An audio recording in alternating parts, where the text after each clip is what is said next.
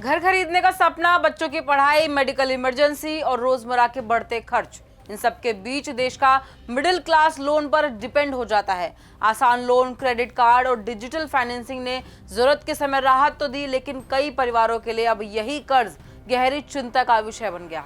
हाल ही में एक सर्वे सामने आया है जो ये बताता है कि कैसे बड़ी संख्या में लोग बढ़ते ईएमआई के बोझ और लोन के डेट ट्रैप में फंसते जा रहे हैं। नमस्कार, स्वागत है आपका प्राइम न्यूज के डिजिटल प्लेटफॉर्म पर और मैं हूं आपके साथ प्राची गुप्ता। शुरुआत करते हैं डेब्ट रेजोल्यूशन प्लेटफॉर्म एक्सपर्ट पैनल के सर्वे से। सर्वे में शामिल करीब 60% कर्ज लेने वाले लोगों की मंथली ईएमआई अब उनकी कुल फैमिली इनकम के बराबर या उससे ज्यादा पहुंच चुकी है, यानी कमाई से ज्यादा पैसा लोन चुकाने में जा रहा है। हालात का अंदाजा इस बात से लगाया जा सकता है कि करीब 40% लोग अपने पुराने कर्ज की किस्तें चुकाने के लिए नया लोन लेने या फिर क्रेडिट कार्ड का यूज करते हैं।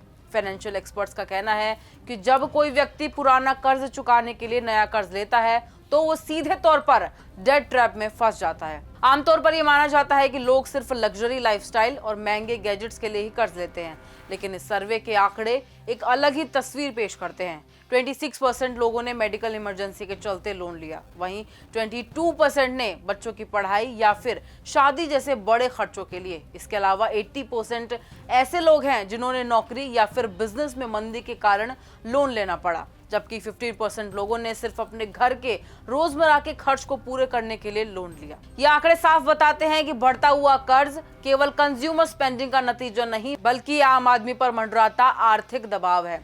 अब सवाल ये है कि आखिर कर्ज चुकाना इतना मुश्किल क्यों होता जा रहा है। इसमें 33% लोगों ने नौकरी छूटने या फिर इनकम में भारी गिरावट को मेन रीजन बताया है, जबकि 28% लोगों का मानना है कि उनकी कमाई के मुकाबले ईएमआई का बोझ बहुत ज्यादा हो चुका है। 19% लोग एक साथ कई लोन के दबाव में हैं और 12% मामलों में मेडिकल या फिर पारिवारिक इमरजेंसी की बात सामने आई है। सबसे खतरनाक बात यह है कि सर्वे के मुताबिक लगभग 60% लोग तो सिर्फ मिनिमम ड्यू ही नहीं पे कर पा रहे या फिर समय पर किस्तें चुकाने में चूक रहे हैं। वहीं करीब 20% लोगों का तो बैंकों और साथ ही साथ फाइनेंशियल इंस्टीट्यूशन से कानूनी नोटिस तक मिल चुका है।